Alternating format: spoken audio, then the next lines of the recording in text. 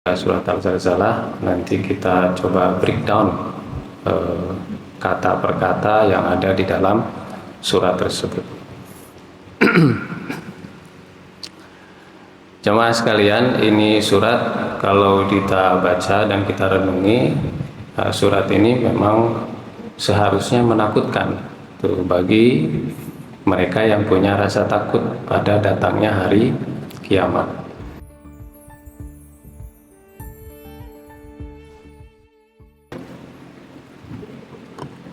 Assalamualaikum warahmatullahi wabarakatuh.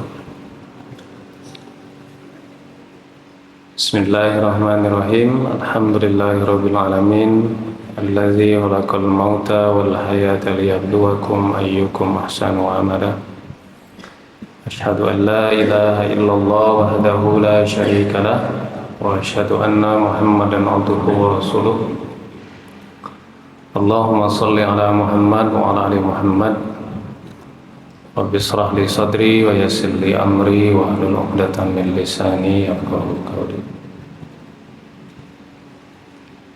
Bapak Ibu sekalian, kita panjatkan puji syukur kehadirat Allah Subhanahu wa taala. Alhamdulillah, pada kesempatan hari ini kita masih dapat bermuajahah dalam rangka bertadabbur ayat-ayat suci Al-Qur'an yang tentu maksud dan tujuan kita tiada lain ingin dan berharap menjadikan bukan hanya kita lebih memahami isi Al-Quran, tetapi agar dapat menjadi inspirasi kita dalam setiap langkah kehidupan kita.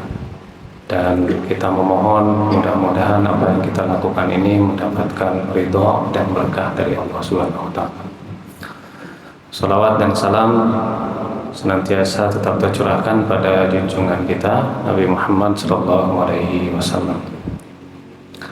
Bapak Ibu sekalian, pada kesempatan malam hari ini insyaallah kita akan membahas surat berikutnya di kajian kita, yaitu surat Al-Zalzalah.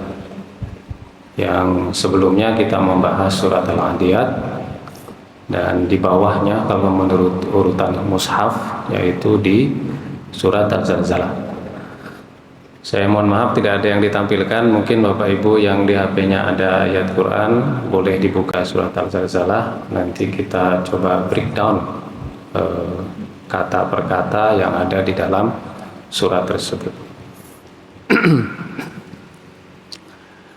Jemaah sekalian, ini surat kalau kita baca dan kita renungi, surat ini memang seharusnya menakutkan tuh, bagi mereka yang punya rasa takut pada datangnya hari kiamat. Dan ketika Allah bicara hari kiamat itu tidak satu, modelnya banyak dan tidak di satu surat. Dan setiap surat itu kalimat yang disebutkan itu beda. Kita sebelumnya sudah bahas surat Al-Qari'ah. Al-Qari'ah itu juga ngomong tentang hari kiamat, yang di situ digambarkan sebagai ketukan yang amat keras. Itu. Kalau di surat yang lain sampai seorang anak itu ketika datang hari kiamat, wildan musyiba, sampai dia beruban. Ya, sampai seorang yang menyusui juga bisa melemparkan anaknya. Saking ngerinya itu hari kiamat tersebut.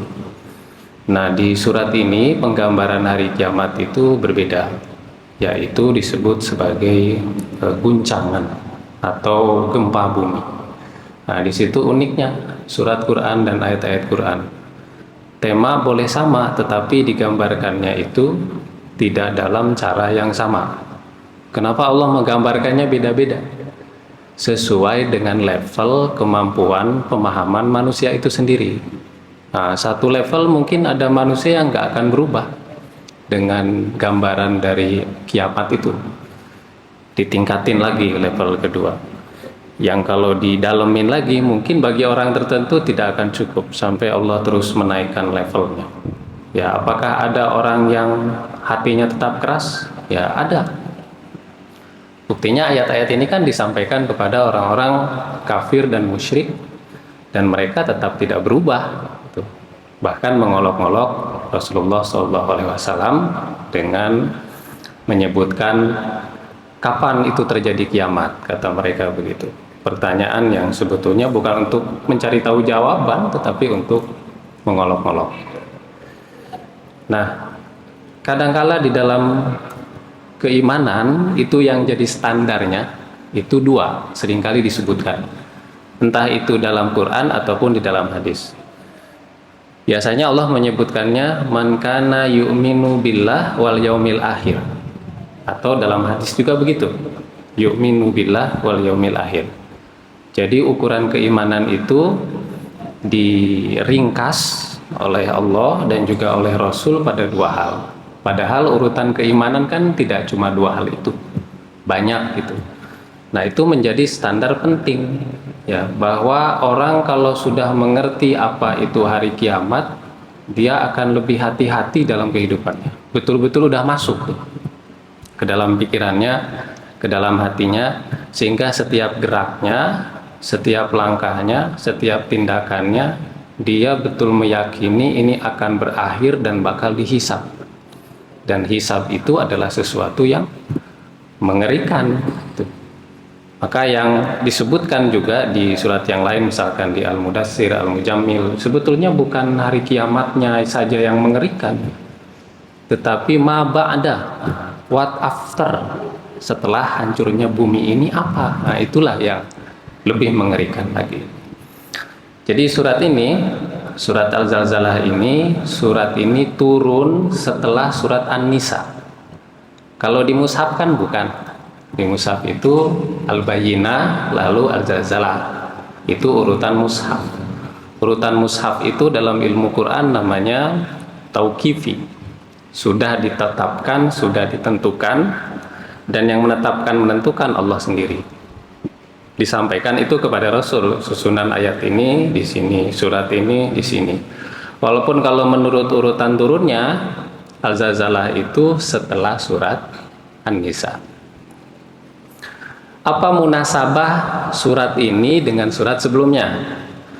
Munasabah itu artinya keterhubungan. Karena Allah menyusun satu surat, di bawahnya ada surat yang lain, itu tidak sesuai dengan turunnya. Penyusunan tersebut punya munasabah. Munasabah itu keterikatan, ketersambungan, hubungan antara satu surat dengan yang lain. Di sini munasabah surat Al-Zalzalah itu dihubungkan dengan surat sebelumnya. Surat sebelumnya itu namanya surat Al-Bayyinah.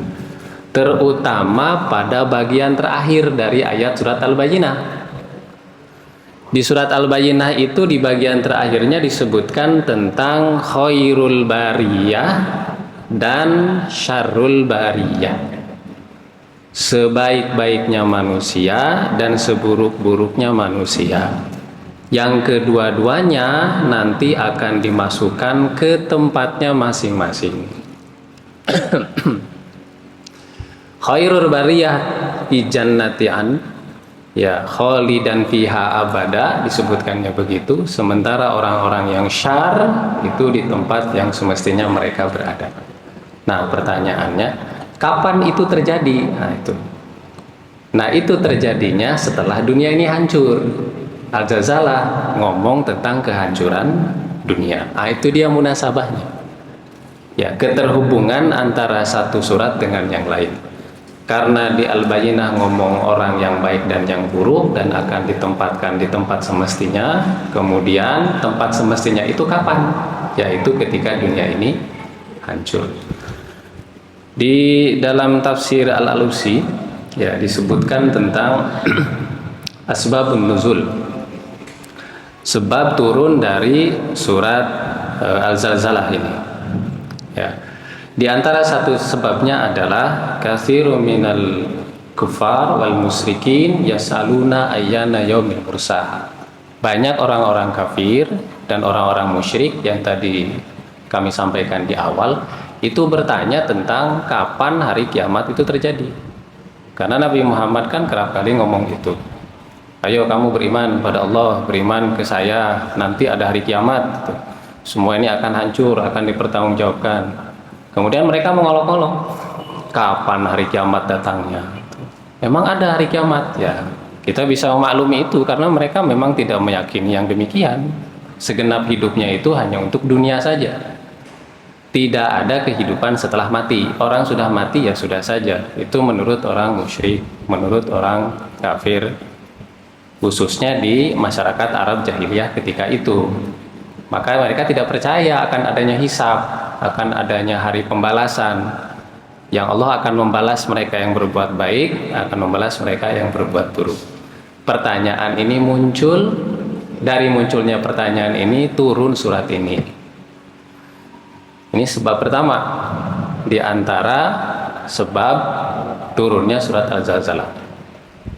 Kemudian di bagian akhir ada kalimat di surat ini menyebutkan yang ini menjadi salah satu juga sebab turunnya. Fama ya'mal mithqala dzarratin khairan yarah, fama ya'mal mithqala dzarratin syarran yarah. Jadi ini dihubungkan dengan ayat yang lain yang arti dari ayat tersebut menyatakan begini. Orang itu tidak akan dianggap bijak sampai dia memberikan apa yang dia suka.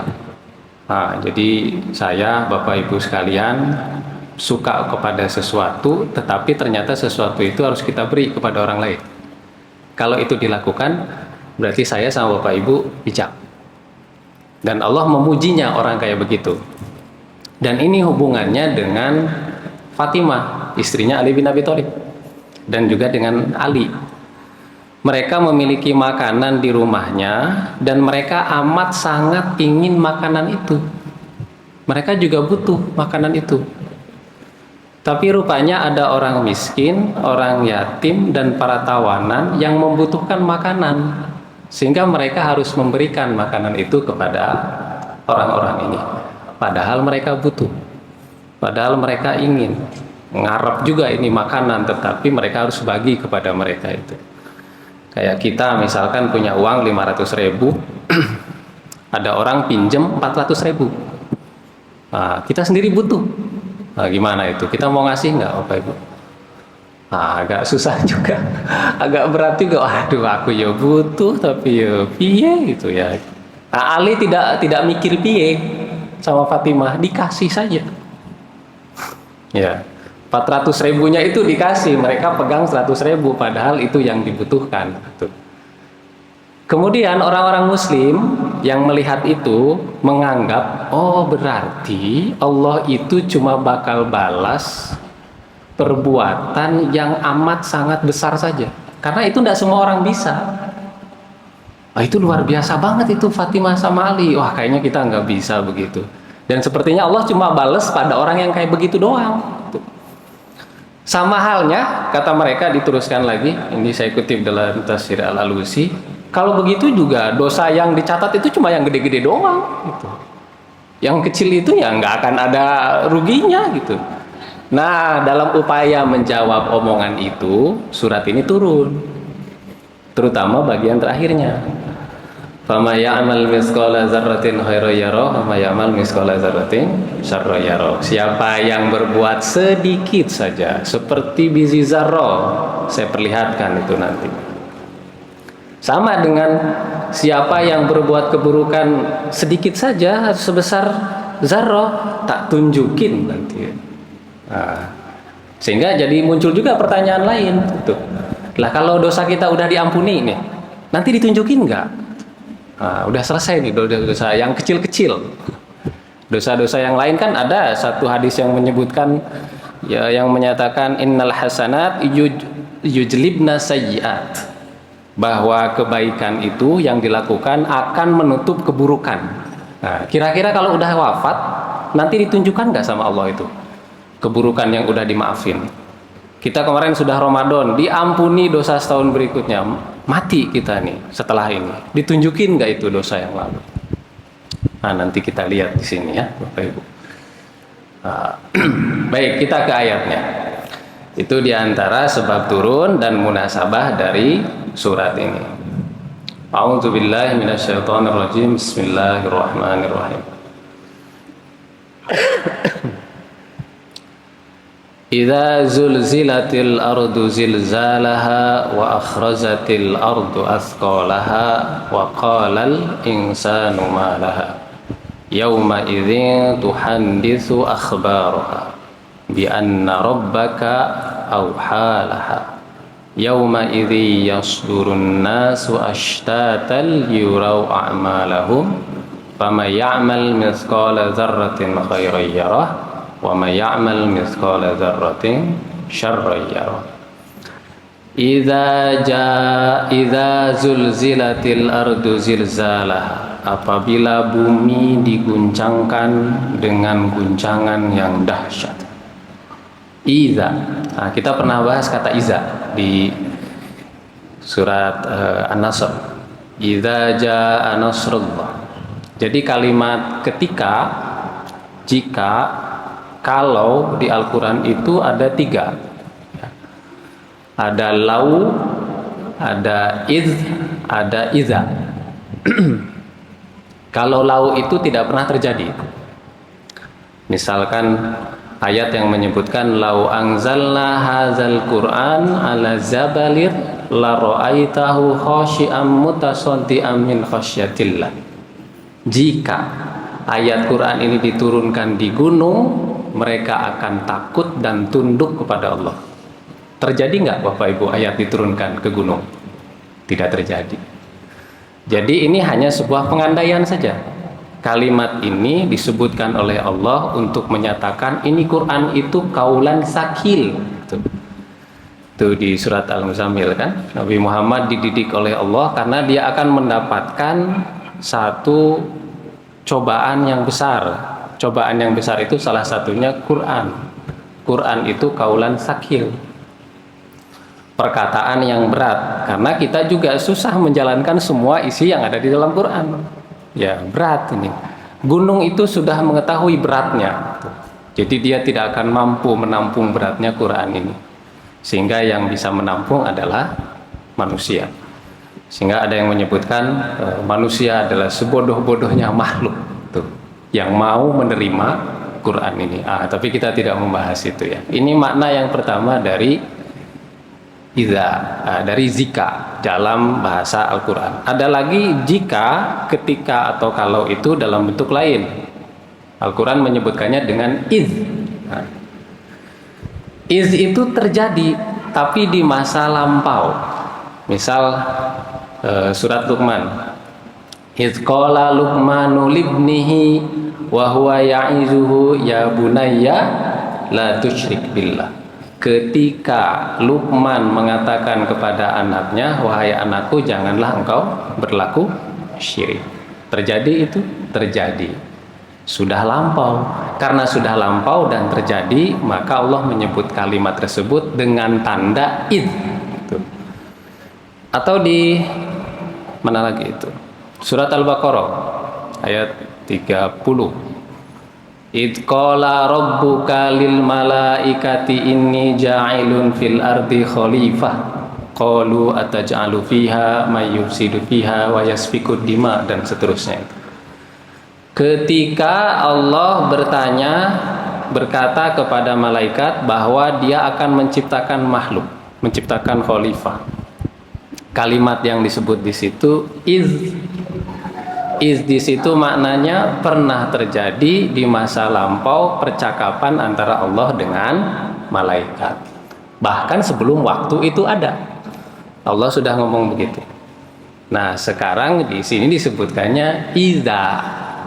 Nah, sudah terjadi belum hari kiamat? Belum. Tapi akan terjadi dan pasti terjadi. Itu dari kalimat yang dilihatnya.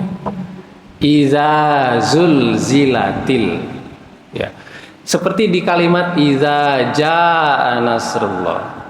Ketika ayat itu turun, Nabi Muhammad itu belum membuka Mekah, belum membebaskan Mekah, tapi Allah sudah menjanjikan ke Nabi Muhammad dengan kalimatnya, iza jaa nasrullah, kamu Muhammad sama orang muslim Madinah itu nanti bakal ke Mekah, kamu bebasin itu semua orang Mekah dari kemusyrikan. 2 tahun setelahnya baru datang ke Mekah, dibebaskan. Sekarang kiamat ini belum terjadi, tapi kalimatnya sudah menunjukkan itu. Menunjukkan dia pasti terjadi, akan nanti di masa depan. Nah, yang menarik lagi Bapak Ibu ya, dari kalimat iza ini. Kalimat ini digunakan selain menunjukkan masa depan yang akan terjadi, tetapi dia sering tidak mau dibicarakan oleh kita. Kita suka lupa dengan ini. Ada yang mau ngomongin soal kematian, tidak mau, kita juga takut ngomong soal kematian. Ada yang mau ngomongin soal kiamat, ya. Kecuali dalam kajian-kajian saja, gitu. Dalam obrolan-obrolan kita, kerap kali yang begitu tidak mau kita bicarakan. Dan kita kayak orang seperti dikasih tahu gitu, kayak nanti ada kiamat loh. Oh iya, ngerti. Udah gitu udah dilupain.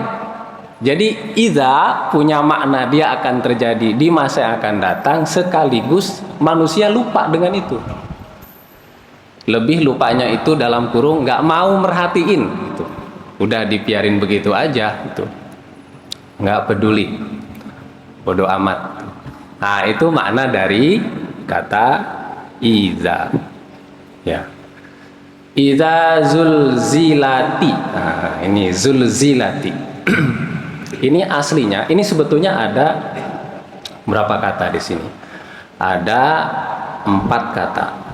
Za, lam, za, lam. Ya, kalau ti-nya itu bukan. Aslinya itu hanya 4 itu. Za, zai, lam, zai, lam. Ini 2 kata diulang bersama. Kalau 2 kata diulang bersama, mana maknanya itu tetap sama seperti yang pertama. Tapi dia punya asli kata sebetulnya, zilzal ini, zulzila ini, dari kata zalala.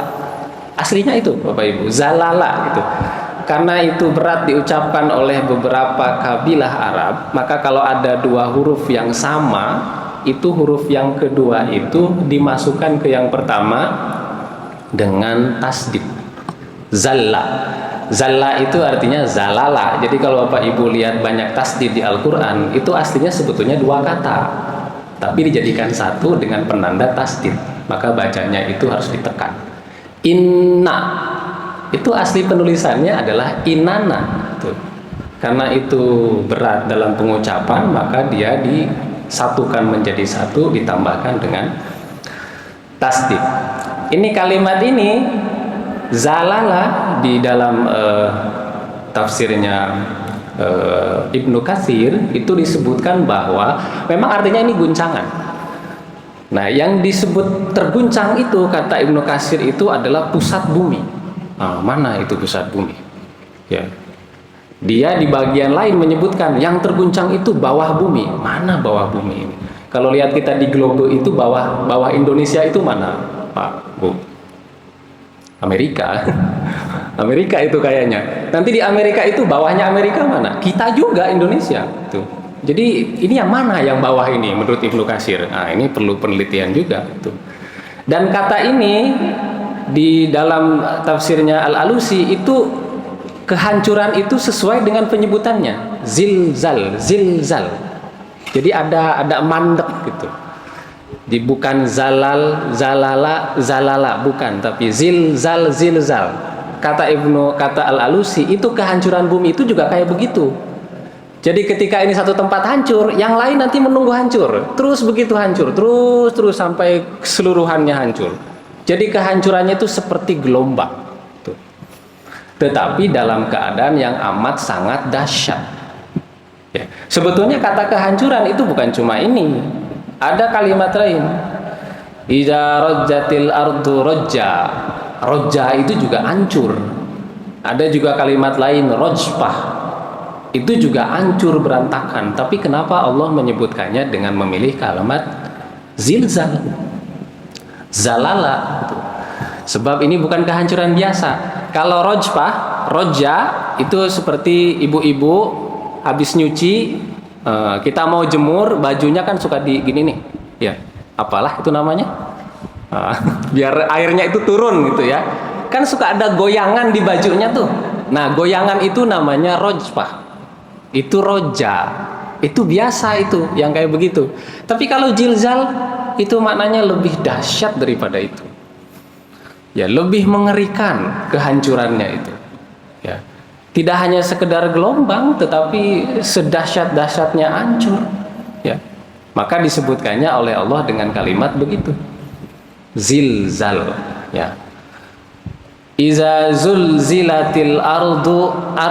Ardu artinya bumi. Ini kedahsyatannya di sini. Yang bergelombang itu, yang hancurnya dahsyat itu bumi. Yang terjadi gempa itu bumi. Kalau sekarang gempa di Jogja, Surabaya nggak merasakan. Di Jakarta gempa, di Jogja juga nggak ngerasain. Kemarin itu gempa di mana itu, di Turki sama di Iran itu kan dahsyat gempanya itu. Kita yang di Indonesia tidak merasakan itu. Ya, tapi akan ada masa di mana semua bumi itu merasakan, nggak cuma satu tempat. Semuanya merasakan. Makanya tadi sebutannya zilzal. Itu jam ini mungkin ya, ini mengandai-andai saja. Menit ini di Amerika dulu, tapi berselang menit kemudian datang ke kita, datang ke tempat lain, kehancurannya beruntun. Zilzal. Ya, dan tidak pernah terjadi di dunia kita gempa seluruh dunia merasakan, tidak pernah ada itu. Ya, cuma sektoral semua kan gempanya. Itu begitu saja kita udah takut gitu.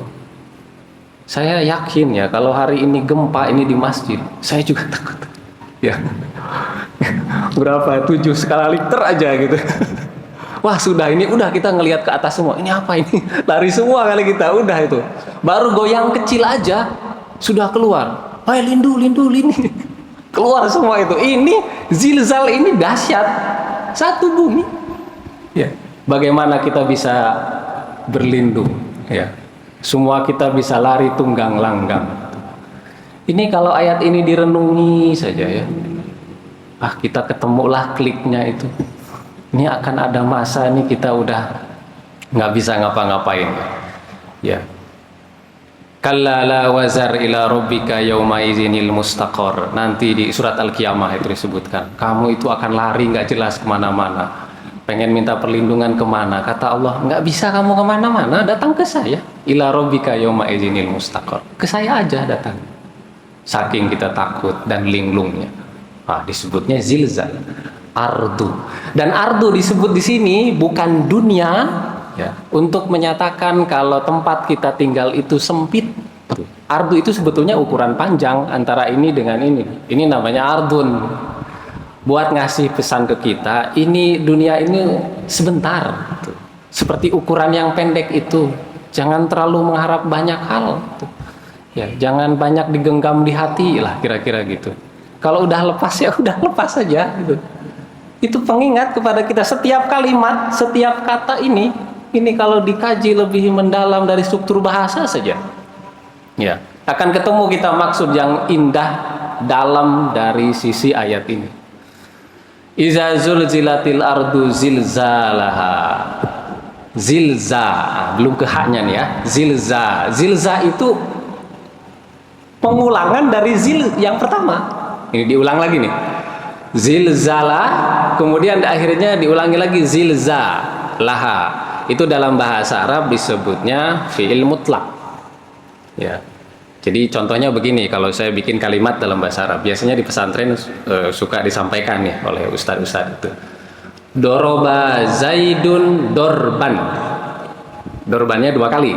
Ya, doroba itu artinya mukul. Zaidun itu Zaid. Zaid memukul. Kalau diulangi kalimat yang lain, dorban itu berarti mukulnya tenanan. Bener-bener dia mukul.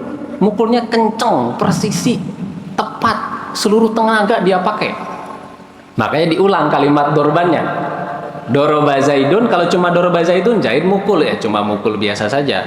Tapi kalau mukulnya benar-benar dia mukul, Allah atau kalimat itu bisa diulangi dengan menyebutkan kalimat kata kerja pertama, dorban. Ini oleh Allah diulangi lagi. Kalau cuma satu saja yang disebut jilzal saja, itu sudah menakutkan. Tapi Allah malah mengulangi lagi kata itu 2 kali. Saking ini peristiwa amat sangat beneran Allah jalankan, Bapak Ibu. Pasti ini dilakukan dan betul-betul dihancurin ini dunia. Betul, dia nggak main-main. Kalau seolah-olah ingin bilang ke kita, saya itu nggak main-main ya. Itu dengan kalimat yang saya sebutkan di sini, zilzal itu. Tapi ada yang aneh di sini dalam konsep bahasa. Mestinya harusnya dalam bahasa Arab dia menyebutkannya itu begini, iza zulzilatil ardu zilzalan. Mestinya ini keluar dari konteksnya. Mestinya untuk menegaskan kalau yang dikerjakan itu betul-betul iya dia kerjakan, pasti tidak ada haknya. Tetapi Allah menuliskan hak. Mestinya zilzalan, tetapi Allah menambahkan hak di situ. Zilzalaha, kemana hak itu larinya? Hak itu artinya sehancur-hancur, atau kalau dalam terjemahan itu dahsyatnya bumi itu dihancurkan. Jadi yang hak di situ itu kembalinya ke bumi tadi. Allah akan mengguncangkan ini bumi seguncang-guncangnya. Bumi ini bakal digoncangkan, diulangi lagi buminya, tetapi dipakai kata ganti ha. Tuh. Saya minggu lalu menyebutkan dalam bahasa Arab itu ada kalimat yang disebut muannas, ada kalimat yang disebut muzakkar. Kalimat muzakkar itu kalimat tersebut digunakan untuk lelaki. Kalimat muannas itu digunakan untuk perempuan. Tandanya bisa kita lihat, kalau ada tak marbutoh, ada tak tanis, itu berarti muannas. Kalimat tersebut punya makna perempuan. Apa sih yang dimaksud makna perempuan? Fungsinya seperti perempuan. Bahasa Arabnya sendal itu na'lun, Bapak Ibu. Tapi itu kategorinya masuk sebagai kalimat muannas, kalimat perempuan. Kenapa bisa begitu? Karena dia berpasangan. Karena lelaki itu tidak akan pernah jalan berpasangan dalam konsepsi sosial Arab. Kalau dia sendiri itu baru lelaki. Jadi kalau ada laki-laki gandengan, nah ini bahaya ya. Nah ini muannas, ini perempuan. Karena yang bergandeng dan bersama itu perempuan. Gitu.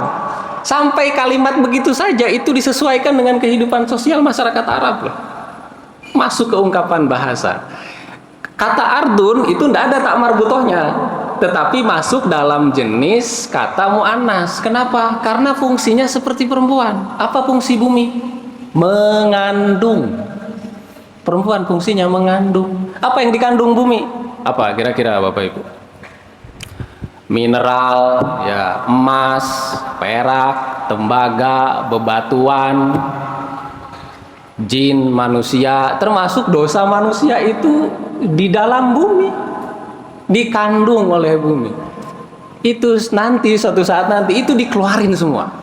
Ya, bumi ini dalam satu hadis qudsi itu ketika ada manusia berbuat salah, berbuat dosa di atas buminya, dia sebetulnya ingin menghancurkan manusia itu. Dikira bumi itu bukan makhluknya Allah gitu. Dia juga makhluknya Allah, tapi dia taat kepada Allah. Ditahan sama Allah. Jangan dulu, nanti akan ada saatnya kamu menghancurkan ini para pendosa. Kapan itu? Kapan bumi dibebaskan untuk menghancurkan mereka? Ketika manusianya mati dan ketika zilzal itu. Sudah, sekarang kamu pengen keluar kan? Sudah keluarin semua.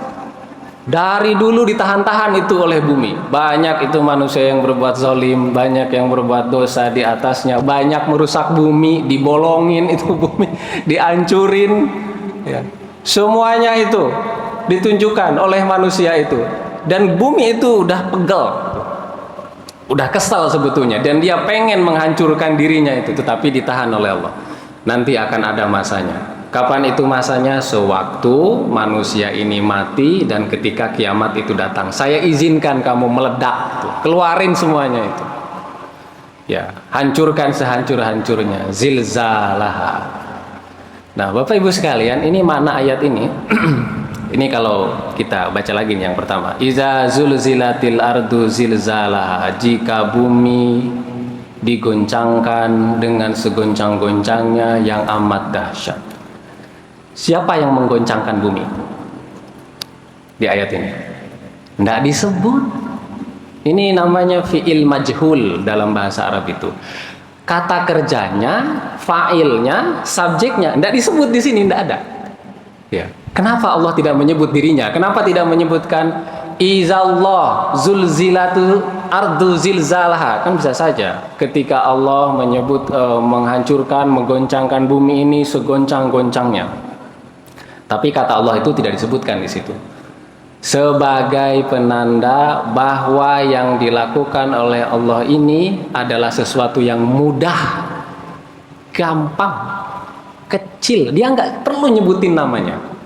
Karena saking gampangnya ini kedahsyatan yang bakal terjadi, cukup klik aja, hancur gitu ya, kayak film Avengers, klik. Ya mungkin kira-kira begitulah, hanya dengan sedikit kata, sedikit gerakan sudah bakal hancur. Maka itu dia tidak menyebutkan namanya di situ, bukan berarti ini yang melakukan ini bukan selain Allah, ini Allah yang melakukan. Tapi kenapa Allah tidak menyebutkan? Untuk menyatakan kepada kita dan menjelaskan kepada kita semua bahwa dia melakukan ini dengan amat sangat mudah. Jadi kalau kita rangkai ini pengertian ayat dari kata, dari maknanya, ayat pertama ini hendak menyebutkan, hai manusia semua, saya ingatkan kepada kalian akan datang satu masa di mana kalian dan isi bumi ini hancur berantakan sehancur-hancurnya. Dan kalian itu kerap kali melupakan itu semua. Nah, itulah kira-kira. Ya. Apa yang buat kita lupa dengan hari kiamat? Apa Bapak Ibu minggu lalu saya sampaikan? Dunyo, itu dia, dunia, itu yang bikin lupa. Maka setelah surat ini kan urutan di atasnya surat Al-Adiyat. Diulangi lagi di surat Al-Qari'ah, kiamat juga. Itu juga lupa manusia. Diingatkan dengan yang membuat lupa adalah surat At-Takasur, bermegah-megahan, dunia, jabatan, itu sering lupa gitu. Ya, ini ayat yang pertama. Kemudian di ayat yang kedua, wa akhrajatil ardu asqalaha. Wa akhraja itu dari kata kharaja. Kharaja itu artinya keluar. Kalau ada kalimat di depannya akhraja, itu dalam bahasa Arab ada kalimat yang disebut dengan mabni sulasi, mabni rubai, mabni humasi, dan mabni sudasi. Kalau ini namanya rubai. Asal katanya itu dari kharaja, tapi karena ingin menunjukkan sesuatu yang amat, dia menambahkan alif di depannya, akhraja. Dia keluarin semuanya itu, nggak ada yang tersisa. Ada jamaah tabligh itu kan kalau mereka dakwah, ya Bapak Ibu mungkin pernah lihat jamaah tabligh itu. Kalau mereka dakwah itu semua dibawa itu. Kadang bawa kompor, bawa tikar, bawa semua perlengkapan dia bawa itu. Saya waktu pulang dari Salatiga itu di Kopeng lihat beberapa orang ya pakai pakaian khusus dengan apa namanya atributnya itu, bawa semua di punggungnya itu. Kompor dia bawa, gas itu ya buat goreng-goreng dia bawa gitu. Ya kalau saya lihat dari penampakannya ini jamaah tabligh, karena mereka ada satu konsep namanya khuruj ya, khuruj itu keluar. Itu nggak cuma sekedar keluar bawa semua, karena jarang balik lagi ke rumahnya. Karena untuk berdakwah semua perlengkapan yang dibutuhkan itu bawa semua. Kata akhroja di sini menggambarkan kiamat. Semua yang di bumi itu dikeluarin, nggak ada sisanya. Diteruskan kalimat ini dengan kata yang lain, asqolaha. Asqo itu asal katanya sakil, sakila, sakola. Itu artinya berat, sesuatu yang memberatkan. Ya, kalau di rumah itu banyak yang memberatkan, seperti misalkan kursi, sofa, kasur, lemari, televisi, kita keluarin semua itu. Nah, askol-askolnya itu kita keluarin. Nah, itu semua kalau itu dilakukan, maka di dalam rumah itu ringan. Bumi kita ini berat, karena banyak yang mengisinya. Apa yang membuat bumi ini berat? Yang membuat bumi itu berat kita sebagai manusia, kemudian jin, kemudian dosa kita, kemudian segala hal yang dibutuhkan di bumi ini untuk kita. Itu yang membuat bumi ini berat. Akan tiba masanya itu yang berat-berat dikeluarin semua, hancur, nggak akan ada sisa lagi. Ya, akhrajatil ardu asqalaha. Sudah azan nggih, Bapak Ibu? Kita masih banyak ayatnya ini. Jadi kita teruskan insya Allah di minggu depan. Kita masih ada sisa berapa? 6 ayat di surat Al-Zalzalah ini. Ya, ini gambaran awal tentang surat Al-Zalzalah, di mana 2 ayat ini hendak menyampaikan kepada kita bahwa manusia haruslah senantiasa ingat akan hari kebangkitan. Ya, akan hari pembalasan, di mana diawali dengan kehancuran dunia ini. Dan kehancuran itu nggak biasa, tidak sektoral, tetapi seluruh tempat di dunia ini akan menghadapi kehancuran tersebut, dan bumi mengeluarkan segala sesuatu yang sudah menjadi pemberatnya. Demikian Bapak Ibu, sementara itu yang bisa kita bicarakan dalam kajian kita. Insyaallah kita lanjutkan di minggu yang akan datang. Wallahu a'lam bishawab. Assalamualaikum warahmatullahi wabarakatuh.